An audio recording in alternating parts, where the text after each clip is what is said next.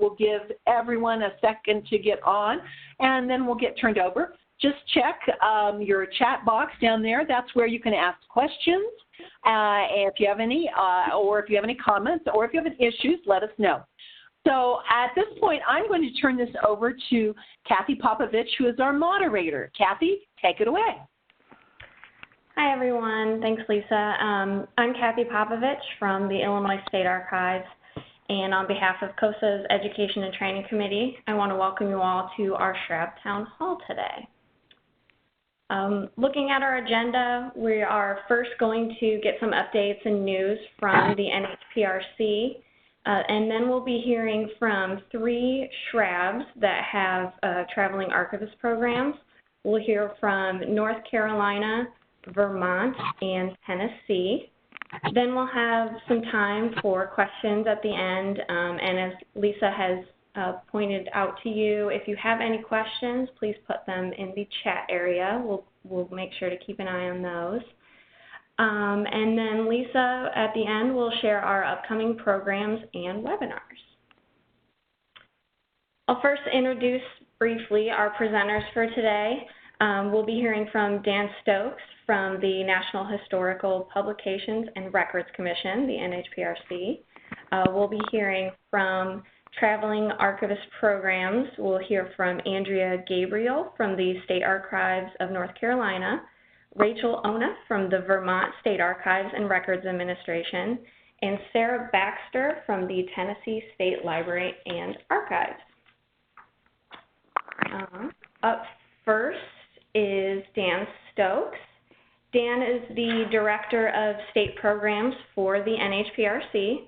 His bachelor's and master's degrees are from the University of Cincinnati, where he studied history and historic preservation. He began working for NHPRC in 1987 and was appointed Director of State Programs in 2009. So welcome, Dan. Okay, thank you very much.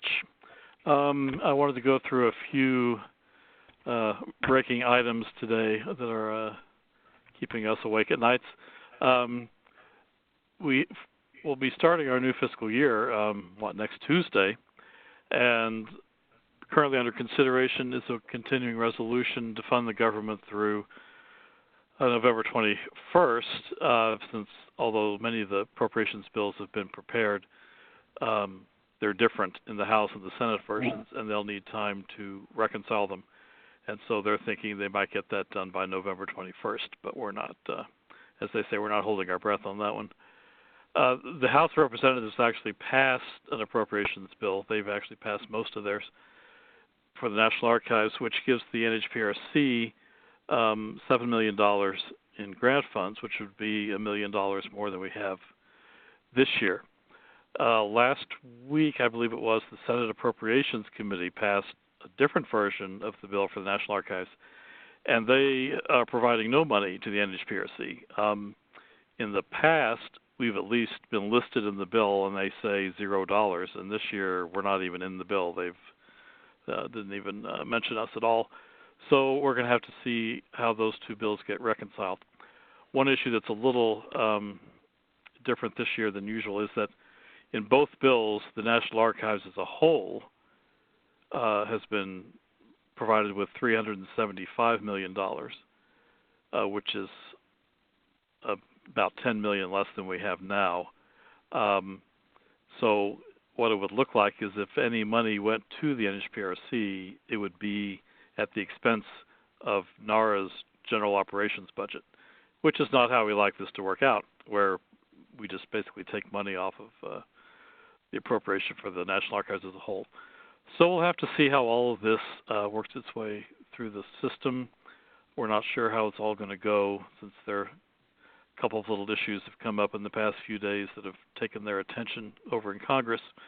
So we're not sure quite how it's all going to work out. But we'll just have to wait and see what happens with that. Just to let you know, the 15 states submitted applications for funding in the state board programming area, and the meeting, coincidentally, is November 21st, where we'll get recommendations for funding, which means at least if this continuing resolution passes, we'll at least get through the commission meeting before we have to worry about any government shutdowns, which may or may not happen this year. The commission, of course, makes recommendations to the archivist who actually awards the grants. So states that are in the application cycle this time around,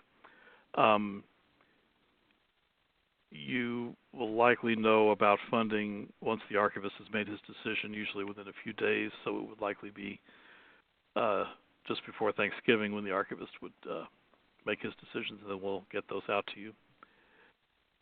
There is the possibility of a second continuing resolution that would then delay awarding grants. As you may know, for some reason over the past 2 years, the Office of Management and Budget has basically taken all of our money during continuing resolutions and not allowed us to make any grant awards. So we basically will not be able to make any grants after next Monday until there's an actual appropriation that has money in it. So some of those grants that start January 1st, as with this year, may get delayed, but we'll, of course, work them through the system as fast as we can. We can still gather the grant documents that we need from you and get that ready so that we can send them to get approved as quickly as possible. But just be ready. If you had a January 1st, 2020 start date, that may get moved, or you won't have your documents by that time. And as in past years, if you have a current grant, those payments don't get delayed because your money has already been set aside and obligated. We're just not allowed to use any funds that have not yet been obligated. So if you've got a grant, you're safe. Unless, of course, there's a shutdown, then you're not safe because we're not going to be here to process them. So the excitement continues again this year. Something more cheerful, I hope. Publicity and outreach is something that we're focusing on more here to try to make sure people know what's going on with our projects and your projects. One thing we're looking for right now is, of course, any Archives Month materials to post on our Facebook page. We usually do about 20 days during October when we highlight Archives Month posters and activities. So if you have any of those, you can send those to me and we'll put them on Facebook. These do not have to be funded by us. We're happy to promote any Archives Month materials and events that are sponsored by the state archives or another state organization, a friends group, or anything like that. So anybody, we're happy to put those up just to get that publicity out. Another area we're trying to work on more is local publicity for boards that have regrants and similar types of projects. As I get reports in, I visit the websites of people who've received regrants or other types of funding, and often there's nothing on them about the project or the fact that the money that they received funds from the state board. So we're going to try and work more on getting that dealt with so that people actually know that work has been accomplished and records are available, because it appears that in many cases regrant recipients keep it all to themselves. They just do their project and then don't tell anybody that they did it, which doesn't improve access the way we'd like it to. We're happy that they're doing the work, but people need to know about it, otherwise it doesn't have a great deal of purpose. So we'll be looking at working in that area. And then related to that is requiring, whenever possible, an outreach activity as a component of every project, so that people are told up front, you need to either have press coverage in your city or doing something like that, because projects that have done this have often received a lot of recognition for it and received other funding. Some of them have either gone to schools and let students know about records that are available, or they've gone to city councils or county councils to talk about this federal funding they received, and that has sometimes resulted in the receipt of local funding or other sources of funding from foundations or government. So we're going to try and work on that to make sure that things are getting publicized and people know about what's going on, and we're not just kind of keeping our own little secret here. So that's, I think, what I was going to cover. I don't think I have another slide. Yes, that moves on to the traveling archivists. Yep. Thank you, Dan. All right. Next up are our presenters for the Traveling Archivist programs. First is Andrea Gabriel. She has graduated from Florida State University with a master's degree in library science. She has worked in the corporate, nonprofit, and government sectors. Andrea worked as an independent radio producer for KALW and KALX in the Bay Area. Currently, she is the coordinator of outreach and development at the State Archives. After that, we'll hear from Rachel Ona. She is the coordinator of the Vermont Historical Records Program based at the Vermont State Archives and Records Administration. Past jobs include serving as roving archivist for the Commonwealth of Massachusetts and director of archives at the Historical Society of Pennsylvania. She also taught as an adjunct for Simmons University's School of Library and Information Science and worked as an independent consultant for many years. She has an MLIS from the University of Michigan and a master's degree in history from the University of Virginia. And last, we will hear from Sarah Baxter. Sarah is an archivist and grants program contact in the Archives Development Program at the Tennessee State Library and Archives in Nashville, Tennessee. She received her bachelor's in journalism and electronic media and her MS in information science from the University of Tennessee. Along with providing support, training, and site visits for county archives, Sarah also enjoys spending her time at the State Library and Archives working with historical maps and creating online content. So I will now pass it to Andrea. Hello, everyone. Can you hear me? We can hear you. Okay, wonderful. Thanks for this opportunity to brag about our TAP program. This program, this is why we do this. I'm sure you all have seen your nightmare version of this sort of thing. And this is actually a photograph from one of our TAP clients, I'm sad to say, but that was before we went to TAP. The goal of TAP, it's been running for over 10 years now. The goal of TAP is the same now as it was then. It was to help North Carolina repositories improve the preservation of and access to archival collections. We help historical and genealogical societies, special collections and historic collections that are in public libraries. We work with colleges, universities, hospitals, historic houses and sites, museums, and really any other type of organization that has records open to the public.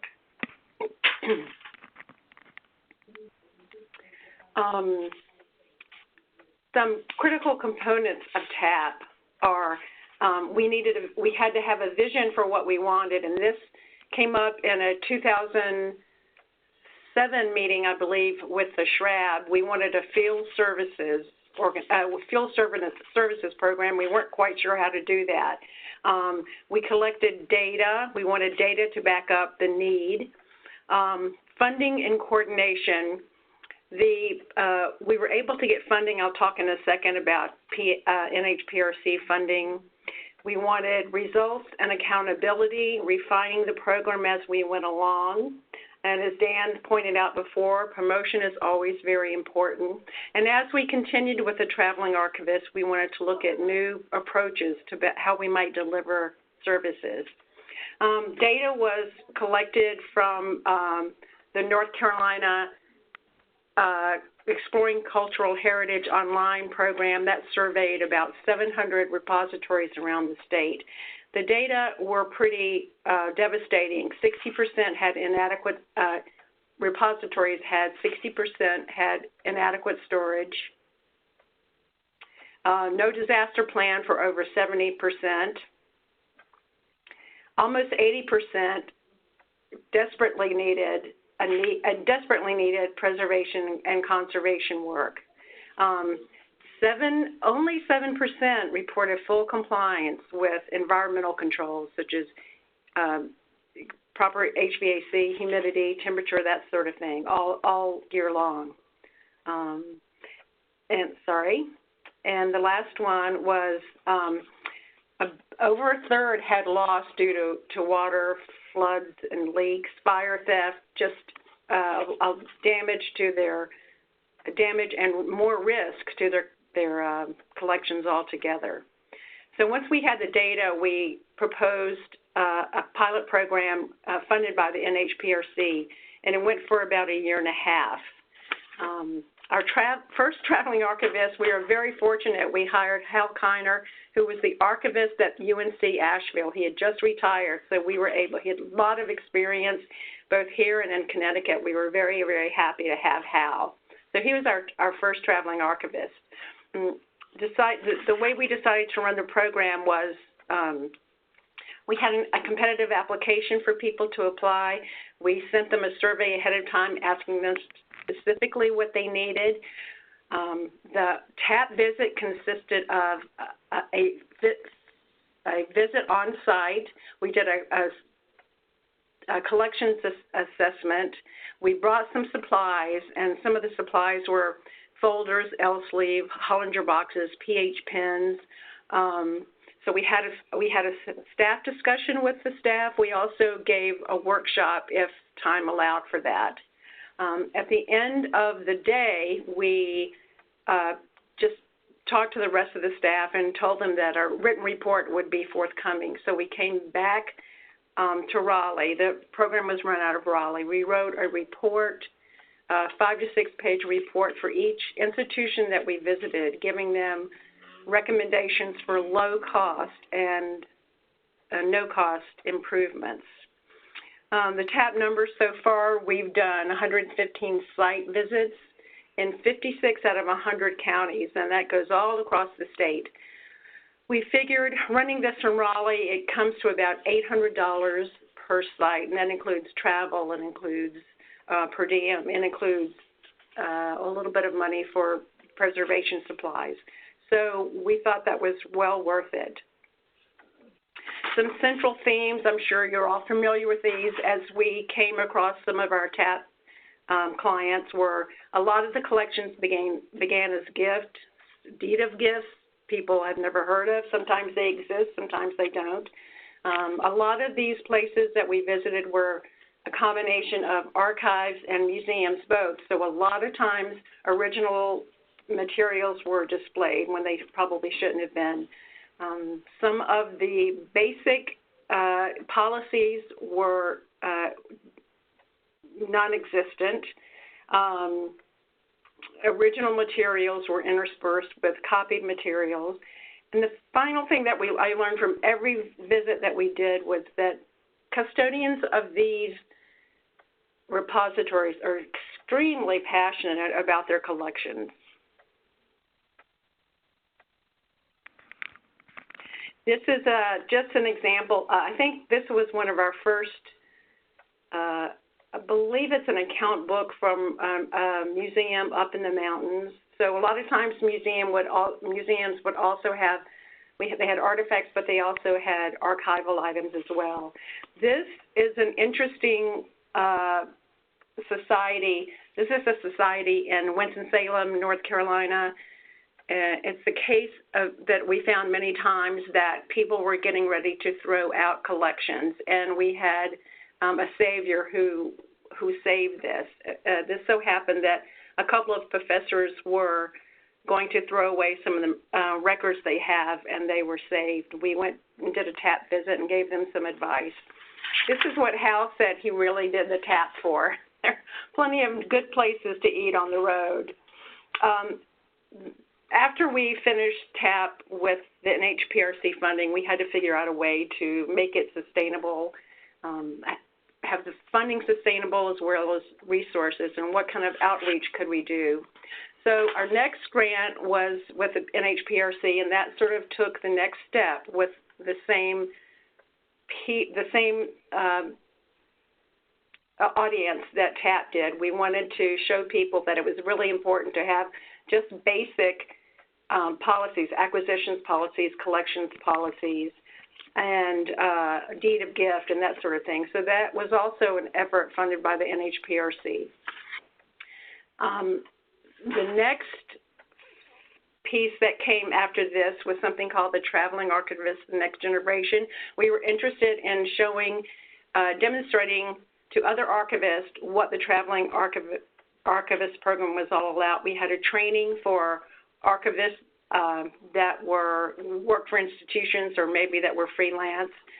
So we gave them a training of how we prepare a TAP visit, what are the elements that go into it, talking about traveling, talking about policies. We created a manual so that anybody interested in becoming sort of a TAP archivist could do that.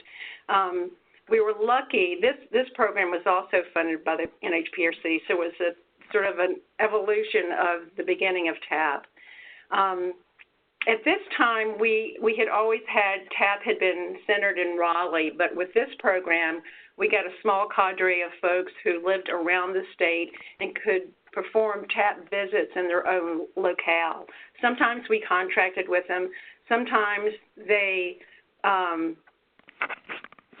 were volunteer archivists and did it as professional service.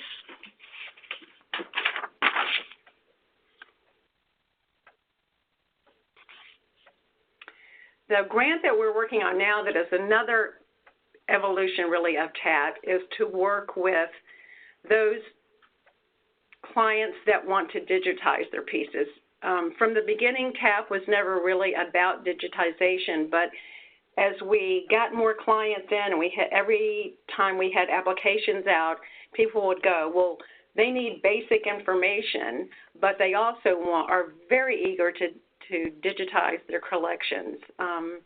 So our digitization program is headed at the University of North Carolina at Chapel Hill, their Digital Heritage Center. They were taking clients to digitize, but the problem was there was often no transportation to get these records. Smaller programs didn't have paid staff and didn't have ways to get the materials to UNC. And they also needed a little learning about how to prepare their materials both intellectually and physically to be digitized. So through this grant, again with the NHPRC, we got money to hire an archivist stationed at the University of North Carolina at Chapel Hill at the Digital Heritage Center. And we have a processing archivist there now. We actually go out, the State Archives goes out and gets collections from all around the state. We have 20 institutions right now that we're getting materials from. The DHC processes them, puts them online. So it actually works out really well. People are thrilled about this program.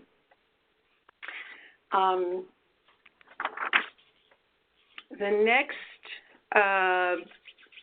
next piece, that's another piece of an evolution about this is, oh, I'm sorry, let me go back. Part of this, again, is an evolution of TAP. We still had an application. We wanted people to understand that they would have to come to a workshop so that they would be able to learn the things that we needed them to prepare their records for digitization. This is an example of some information.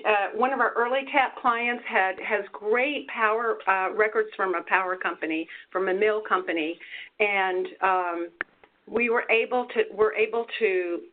ahead of ourselves on this digitizing hidden collections.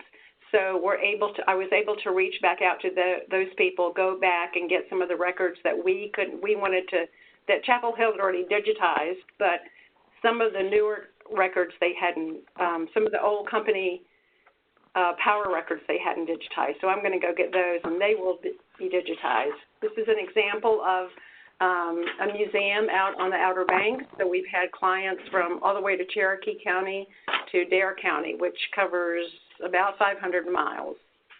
The next step is another grant we've put in for the NHPRC, and that's really to take the basic elements of TAP, which is preservation and access, some of the very basic information, policies, how to do basic preservation steps, so a few supplies, and then talk to, in a 2 or 3 day workshop, we would talk to those clients or those participants about how to prepare their materials also for scanning. This may or may not include bringing back some of the collections back to Chapel Hill for scanning. But this is a rather lofty goal that I think we're going to make. It's to harness the talents, capabilities, and networks of several institutions. And institutions are UNC Greensboro, UNC Chapel Hill, and the State Archives. So it's really a program that's focused on educating them and looking them and helping them start TAP from the very beginning, basic work to digitization. We'll have online tutorials at first to get some of these people interested in the TAP and interested in this program. Some people we found needed very, very basic information. Other people are way ahead. It was informed. We were lucky by a statewide survey, 3 statewide surveys, and people are still wanting as much information as they're out there. They still want training. They still want training. They still want training, and they want it both online and they want it in person. So, what have we learned? Data. Collect data. You can always get more data. Good work spreads. I get calls every week, usually about TAP, people wanting to visit. Collaborate with as many people as you can. Promote. Brag about what you do. Ask help from your participants. And by this, what I mean is get them to help you promote their work, and they really want to do that. Be flexible with your clients. If we've had a lot of people who wanted some things scanned that really didn't work for us, so we worked with them to identify other things that would be scanned. And this was for the digitizing hidden collections. So TAP has started from very, very basic information given to people to now it's encompassing a digitization process, and I think TAP is going to keep doing that. I do want to say that we continue basic TAP visits still today, and some people aren't interested and aren't at the place where they can take advantage of digitization, so we just give them the basics. Thank you all very much. I wish you all luck. This is a great program, and I hope every state in the union can do this program. Thank you.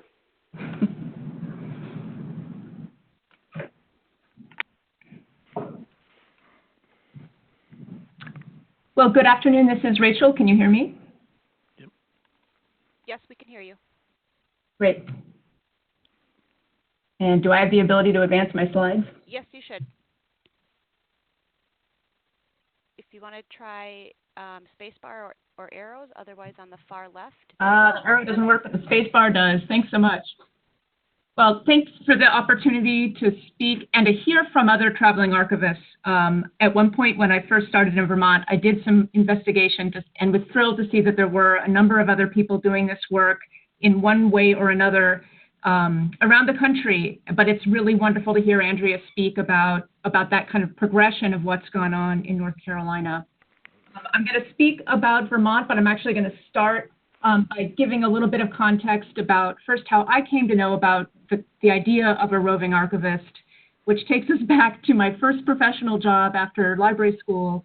I was at the New Jersey State Archives and became aware of the CAPES program, which at that point had been going on for a long time in New Jersey, actually funded by the New Jersey Historical Commission.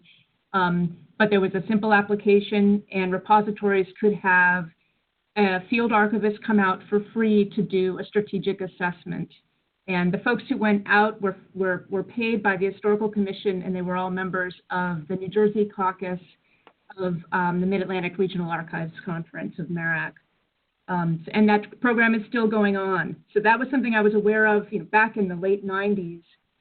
And then time passed, and one of my jobs in Massachusetts was to work for the Massachusetts SHRAB when they started up a roving archivist program. And Veronica's on this webinar, which is wonderful, and I hope she'll jump in the Q&A. But they started with contracting with archivists to go to sites that had applied and gotten permission to have a site assessment done. So they were hiring people as consultants. Then realized that they could get a lot more work done, a lot more sites visited if they had it as a part-time contract position. So they posted that job. I applied and had the pleasure of doing that for about 4 years. That program provided strategic assessments, advice on arrangement and description, and cataloging assistance.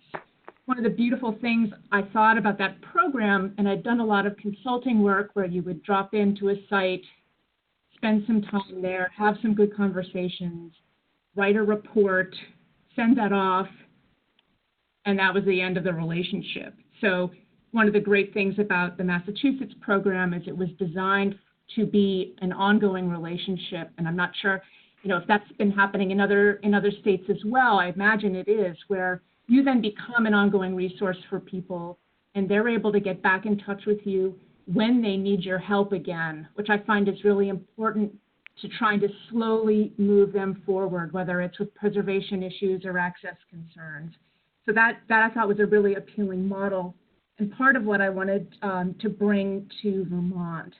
So when Tanya Marshall, our wonderful state archivist, got the Secretary of State, Jim Condos, to agree to provide enough money for a part-time temporary position in May of 2017. And the first thing I got to do was to work with the Vermont Historical Records Advisory Board to develop a proposal to NHPRC to fund the position and make it a full-time one. We were successful with a 1-year grant and have been able to then extend that funding for another 2 years. And the intent is really to make this a full-time position within the Secretary of State, which is where the Vermont State Archives, where I'm embedded, is located within the state government.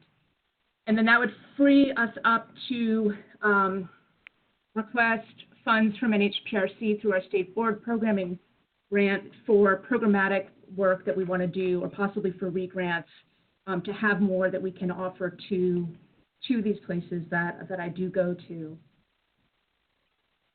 As Andrea explained, I go to many of the same sorts of places, historical societies, public libraries that have historical materials, colleges, museums, town clerks' offices increasingly, and I've done about 47 site visits for kind of on-the-fly training and assessment to date.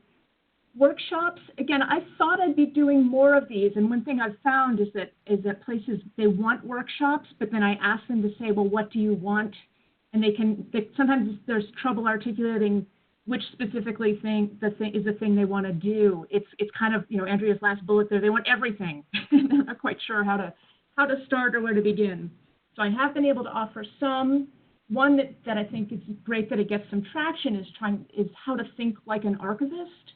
Because a lot of the places I visit are, if they have professional training or background, it's either in museums or in libraries. So they're very much kind of focused on the item level. And I look at these rooms full of material and try to encourage them to think at as I say, the chunks. How can you aggregate these things and write description for larger groups of bodies of material. Workshops and grant writing have also been really popular, and I'll tell you a little bit more about one of those in a moment. I've done a lot of different presentations to try to promote the Roving Archivist program and the Vermont Historical Records program more broadly, and to let it be known that the service is available to folks who might want it.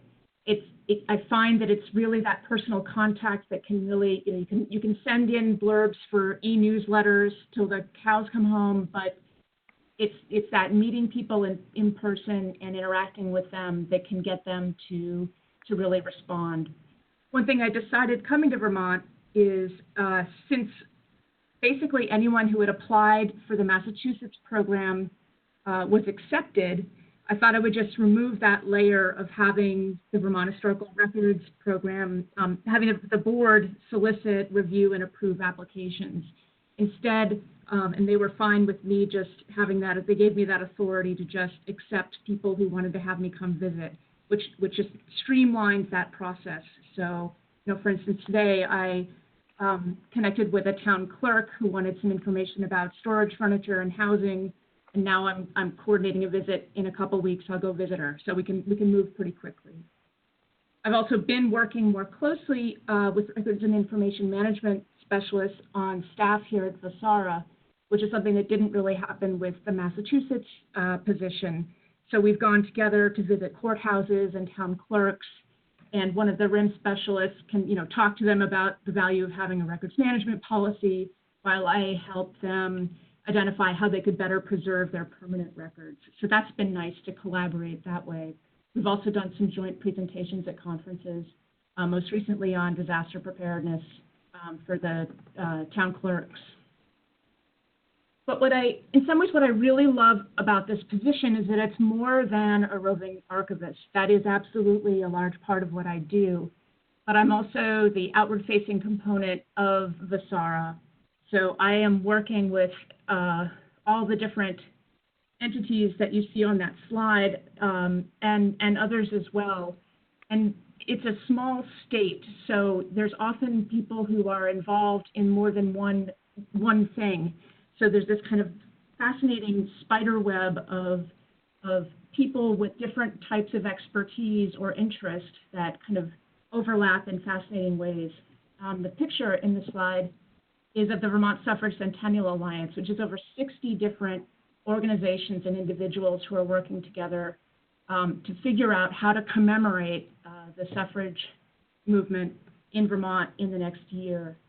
And I'm co-chair of the Research and History Committee of that group, and we've been doing a lot of work with developing grants for to do school programs and to get some primary source material digitized and online so that everyone can have access to some primary sources about the movement in Vermont. One thing I discovered when I came to Vermont is that unlike Massachusetts, where as roving archivist I could say, if you want to do a re-grant, there's funds for that, for supplies. You can join Digital Commonwealth and they'll scan all of your materials for free at Boston Public Library, and you can put them up online on Digital Commonwealth. There were so many resources I could point to, far less available in Vermont. So one of the things that's compelling to me is that there's a real need to build statewide capacity. And based on a lot of the site visits I did, it was clear that Tropical Storm Irene was still really fresh to many people, and they did not feel like they were adequately prepared for the next disaster. So one of the priorities was to build this Vermont Arts and Culture Disaster and Resilience Network called VACDARN with my co-leads at the Vermont Arts Council. We sought some funding from the Performing Arts Readiness Project to get a network developed and use those funds to bring in a facilitator to help us with that process. So over the course of a year, we met with a large group of stakeholders from all sorts of arts and cultural organizations to identify what the network might do, when it might act, how we might communicate. And we just on September 10th had a really successful day-long launch meeting with a lot of educational sessions and a lot of good energy coming out of that, and a steering committee of 12 to 15 people who are going to help us move the work of the network forward. So that's been really exciting. The other group that I've helped to stand up over the last year or so is the Collections Care and Conservation Alliance. And to Andrea's point about supporting archivists in North Carolina, similarly, I wanted to try to find a way to offer support for people who wanted to be working as archivists, but were really struggling to find work or to make a living doing any kind of collections care or archival work in Vermont. So the idea is that we're a professional alliance, and we will use We're meeting on Monday to kind of identify what our first steps are, but I'm hoping that we're going to go for some large grants to try to provide some funds for people to sustain them as they are then helping other organizations and spreading the kind of the work that I'm doing, making it more effective and being able to reach more people because there are more people doing it. It's a small state, and it's wild to hear you talk about having 100 counties when we have 14. But we can have more reach with more people. So trying to find a way, again, of supporting my colleagues who really want to be here in Vermont doing this kind of work.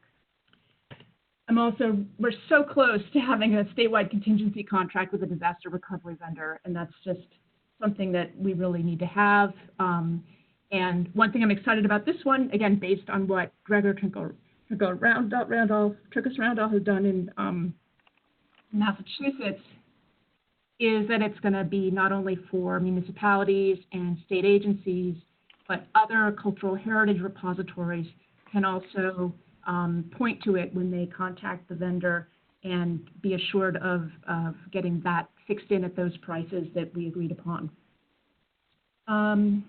Just briefly, I want to talk about some of the proposals for funders. Some are for grants that will help, the programs I'm working on, like VACDARN, and others are working with other organizations that are putting together proposals to either smaller community foundation grants locally or the IMLS. And they had an accelerating promising practices opportunity for libraries that are small and rural.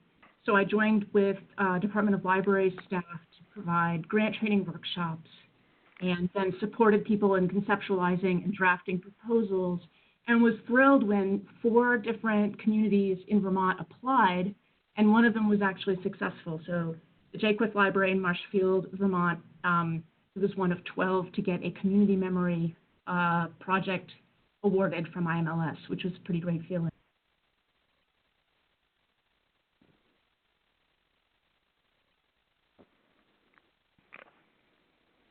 So that's about what I have, and I'll pass it on.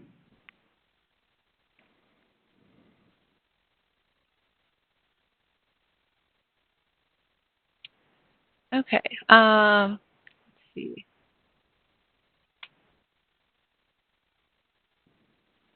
Trying to move my slides forward. Yeah, it didn't want me to move it either, so I figured that meant I must be done talking. Yeah, let me see. Did it freeze up?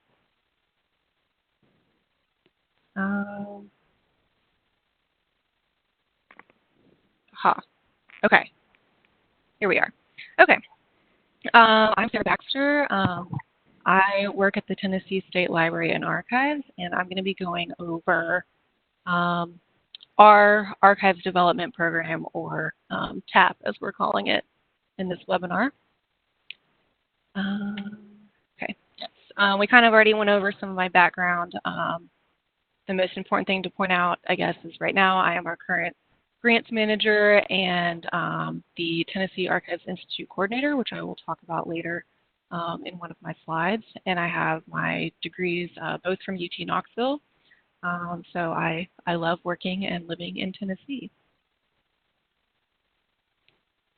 So this slide is kind of an overview of the main functions that I'm going to talk about for our Archives Development Program, or ADP as we call it in Tennessee. The main goal and mission of the Archives Development Program since its beginning in the late 90s is to encourage the creation of county archives. That's kind of our main focus and will continue to be our main focus until we feel confident that every county has a well-established archive.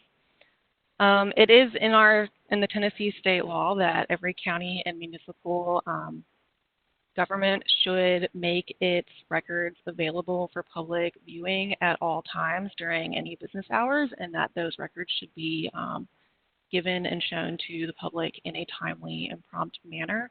So that's kind of what we work off of when trying to get new archives set up in counties that need them. We also provide support for any existing county archives, and over the years we've also expanded that to include other types of institutions and organizations that might have historical records and documents. So that would be things like special collections libraries, heritage centers, historical societies. We kind of work with all of them as well. We administer 2 types of grants that are specifically for archival operations that I'll talk about in another slide as well. We provide training and workshops, including site visits. That's probably our most popular way to get out into the community and interact with people, would be site visits, and just offer advice and resources to anyone working or volunteering in an archive. And one of our biggest ways we do that is through our Tennessee Archives Institute.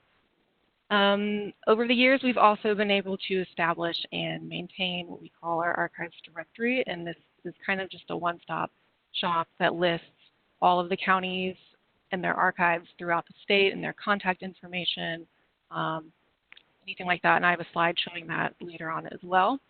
We also carry out any other special projects that maybe are a little more outreach involved that maybe don't fit in any other department at the Tennessee State Library and Archives.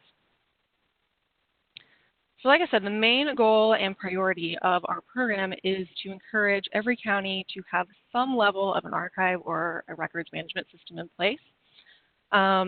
So that's the main thing that we're trying to get across when we're working with people out in the community. Public records are a public trust.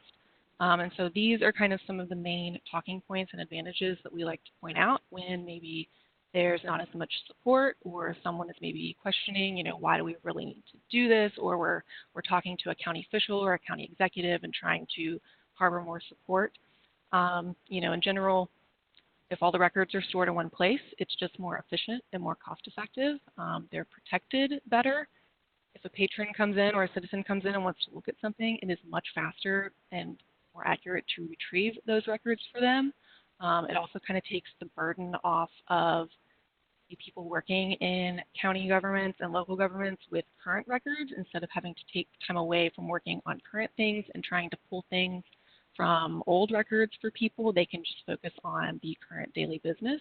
And it also just builds public confidence that they know that the government is doing what they're supposed to be doing and making things available for them.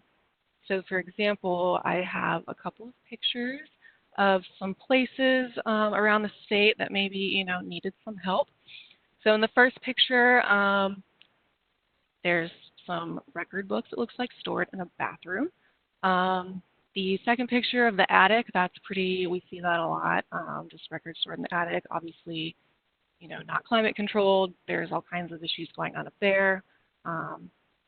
This other picture, all of these other, I guess they're probably deed books or minute books, they're just stacked on top of each other, almost falling off the shelves, also on wooden shelves, not metal shelves. And then this bottom picture is just, that room is just full of boxes. I don't even know how you would begin to try and, retrieve a record for someone in the public who's looking for something. So our goal is to kind of take any situation like this and turn it more into this. Everything is organized and neat. Whoever is working that day can easily find and retrieve anything for patrons. Ideally, you'd have a little workspace or some tables set up where people can be viewing the documents and you can kind of be overseeing it. They're not having to rifle through a lot of things to get what they need. So that's kind of, the end result. That would be the most ideal situation. So I wanted to pull in a couple of real-world examples of things that we have done recently. So the most recent county that I have worked with is Cheatham County, and this is a county in Middle Tennessee, only about 30 minutes away from Nashville, where I am. This county, they've kind of had a history of struggling to get their program going.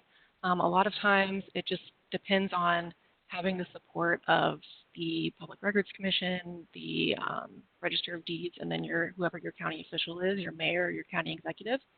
So finally, in maybe the last 2 or 3 years, the county library director has been able to work really closely with the county mayor, who also has been a major supporter of getting an archive set up and just a history lover, to get their archives officially established and up and running.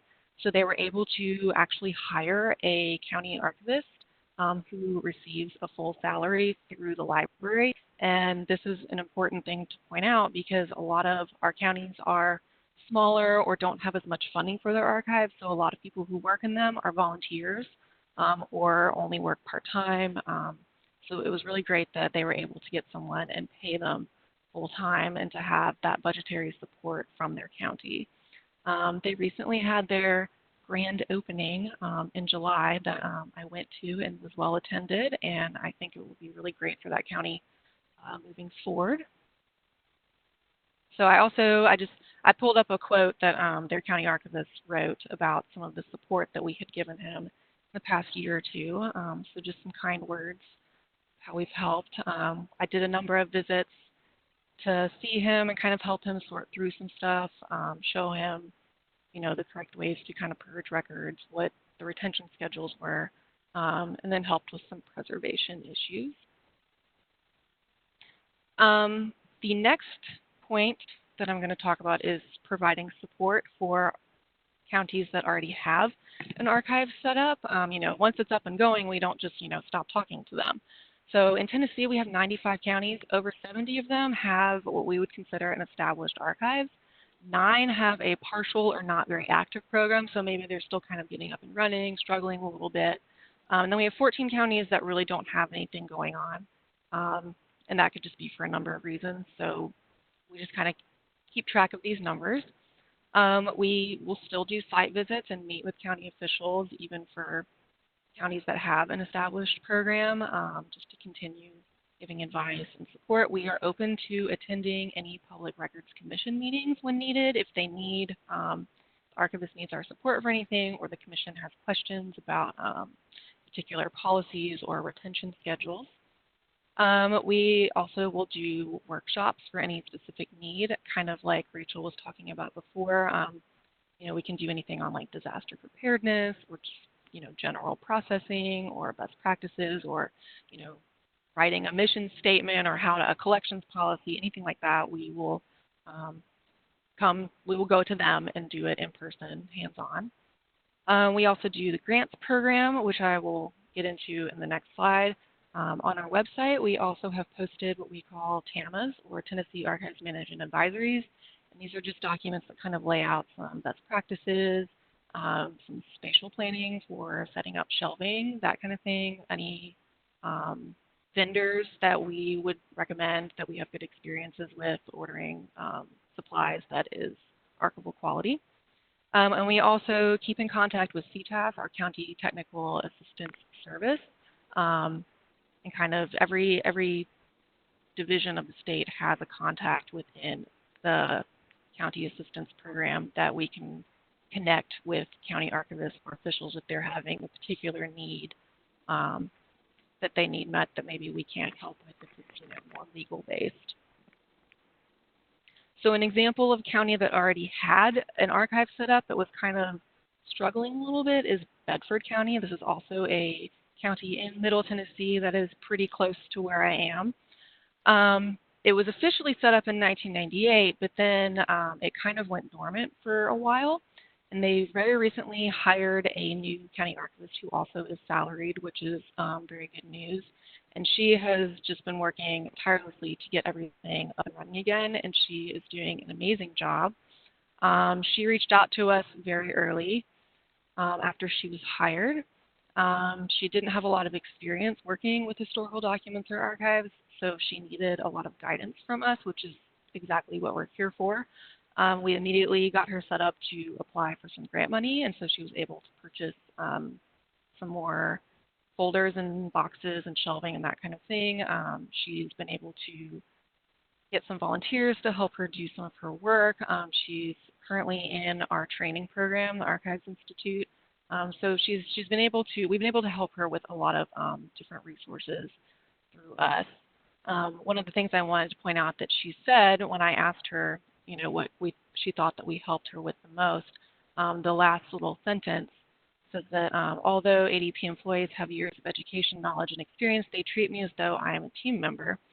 That's something that's really important to me and the rest of the people in our department, is that, even though we're coming from the higher state level, we're never there to, lay down the law and tell you exactly what to do. We're not trying to tell you how to do your job. We're just there to provide support and guidance. We don't want to be, overstepping. So next, we offer 2 different types of grants annually. One is with state money, and that one is specifically for county or municipal archives. So that's kind of our way of keeping them a priority and making sure that they get some kind of grant money every year. Our second grant is the NHPRC grant. This is open to any institution that has historic records with extra focus on digitization projects. And this grant is technically a re-grant that it is given to our Historical Records Advisory Board, and then the applications come to us on the board, and we review them and give the money accordingly. I have a couple of pictures of some past grant check presentations. I know some of the speakers before talked about this too. It's always important for the counties to advertise and publicize the work that they're doing and just kind of bring more attention to the preservation of records and making sure that records are available for the future on a local and national level. So we like to, our Secretary of State, who's in both pictures on the far left, he is very willing to go out to the different counties and do these check presentations and kind of, see what they're working on and how they're using the money to really better their programs. Like I said before, one of our major training opportunities that we have every year, we call the Tennessee Archives Institute, and it is 2.5 days of full-on, hands-on, in-person training. So we have about 28 to 30 participants every year. So they all come to us in Nashville, and we host them at the State Library and Archives, and we kind of just do some presentations and training on any new perspectives that we've gained over the year, best practices, if there's any updates in the codes or the laws that they need to be aware of. And it's just fun. It's a fun time for everyone across the state to kind of come together in one place, especially, people working in small county archives who maybe don't have a lot of help or a lot of resources. It's a chance for them to get together and network with each other. That's something that I personally really like to encourage them to do, especially if there's a question. They can always come to me, but maybe sometimes I don't have the exact perspective that they have because I'm, here in Nashville working at a large institution and I have a lot of support. So sometimes if they have a particular question about, something that I don't have a lot of experience with, I'll be like, hey, who just had that same issue? So-and-so in the county next to you. Why don't you reach out to them and ask them how they handled it? Because I know it worked out well for them. So it kind of creates this network, and a lot of them stay friends after the Institute, and it's just a really great thing to see. So in the top picture, we're doing a session on handling historic documents, cleaning them, taking staples out, and then what kind of information you want to glean from the document to maybe, at least write a title on the folder, or if you're going to do a database, what you want to put in the different fields in the database. Second picture, we have someone from our public services staff giving a presentation on balancing preservation and customer service, which I know is something a lot of people, kind of struggle with, especially in places where maybe they are the only person working at their archive. How are they supposed to be working on documents and maintaining them? And then, someone from the public comes in and has all these questions and wants you to pull things, and you're supposed to be overseeing them. How do you kind of balance the day-to-day? And then in our last picture, we're focusing on digitization planning. So one of our digital librarians here in Nashville has a couple of documents pulled out and is showing some of the participants, how to prepare those for scanning. So most of the presenters at the Archives Institute are people that work at the Tennessee State Library and Archives. It's just a fun 3 days, and it's coming up in a month, so I'm really excited for this year's program. One of the last things I wanted to point out is we also have our archives directory, and if you were to follow the link in this slide, it's an interactive map. So you can click on each county and it'll bring up all of the information about the archive in that county. The physical address, what kind of documents they have, who is the contact person or the official county archivist, when are they open, because not all archives have, 9 to 5 hours, 7 days a week. Is there Wi-Fi? Is there a copier? Where do you park? We try to include as much information as possible. So it's kind of a one-stop place, not only for us, but for other people who are maybe looking to reach out to archives across the state. And finally, we also are an outreach department, so we work on various projects throughout the year, depending on our time. So each of these pictures is hyperlinked out to those projects if you want to take a look at any of them. The one that we just recently finished up was called Over Here, Over There, Tennesseans in the First World War. That was a community digitization project focused on celebrating the 100-year anniversary of Tennessee's participation in World War I. And then we have our virtual archive, which has all of our digital collections in it, of which that is also a part of. Our Landscape of Liberation project is a GIS application mapping the African American geography of Tennessee, particularly during emancipation. So that was kind of a lot, I know, but I wanted there to be time for some Q&A. But that is pretty much an overview of what we are doing in Tennessee with our Archives Outreach Program. Thanks, Sarah. It looks like we're about at our ending time, but I still think we can probably take a quick question or two. So if you have any questions, again, please feel free to type those in the chat box on the right. While you're getting your questions in, I want to thank Dan Stokes for talking with us about NHPRC and letting us know what all is going on in DC. Thank you also to our 3 traveling archivist representatives, Andrea, Rachel, and Sarah. It's great to see how you are all operating your programs and sharing with us these different models for doing a traveling archivist program. So thank you again, all of you, for sharing with us today. Do we have any questions coming in? Give you about a minute to type those in. I'm not seeing any questions, Kathy, but boy, okay. How great to hear the 3 different versions of what you can do with a traveling or roving archivist program. Mm-hmm. Yeah, it's great to very different models, but they seem all very successful too. So we're not seeing any questions, and I'll pass this back to you, Lisa. Thank you, Kathy, very much. And so now we will try to go on. And just the usual quick announcements. It just seems like we finished with our annual conference, which we did, but it's time to start planning for next year's in Chicago. So the 2020 theme is Up Your Creativity and Imagining the Future of Archives and Records. So if you might like to be a presenter or if you have an idea, now's the time to get that in. And then, of course, the Best Practices Exchange will be in Raleigh, North Carolina in March. So we definitely want you to start putting those on your calendar so you can be prepared for that.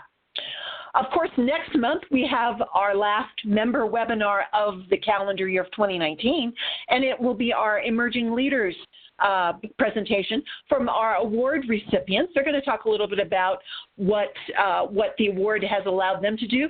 And then we're also going to talk to a couple of attendees from the Archives Leadership Institute, and they're going to share some things with that. Also, if you missed any of our emergency preparedness webinars this year, they're definitely available online, so go check them out. We have our quarterly NARA webinar. Normally, we do the CoSA NARA webinars in September. This year, we were able to stretch it, and we're going to move it into October. So on October 10th, which is 10/10, Electronic Records Day, we're going to be having a social media outreach webinar, and so we hope you'll join us for that. And then, of course, SHRAB has started up their fall webinar series, and they're also doing a social media one, but from a different perspective on October 8th. So you can cover your entire Electronic Records Week with great webinars on social media. Plus, they've got some great programs for November and December. Of course, none of this would be possible without the funding and support from our sponsors, Ancestry, Family Search, Preservica, APPX Software, Gaylord Archival, Libnova, SpaceSaver, NHPRC, and IMLS. So we thank those guys so much for all of their support. And of course, it's easy to stay connected with CoSA. We've got lots of ways. We have a website, Twitter, Facebook, etc. So we hope you all will stay connected with us. Contact us. Let us know. And of course, we really do appreciate your feedback. It helps the Education Committee so much as they plan future webinars. Let us know what you like. Let us know what helped. Let us know topics you'd like to know. So with that, we'd like to thank you all for joining us with us today for this September member webinar. Thanks again to all of our presenters and Kathy, our moderator, and we appreciate your time. Thank you all, and we hope to see you again at a future CoSA member webinar. Thank you so much. Have a great day.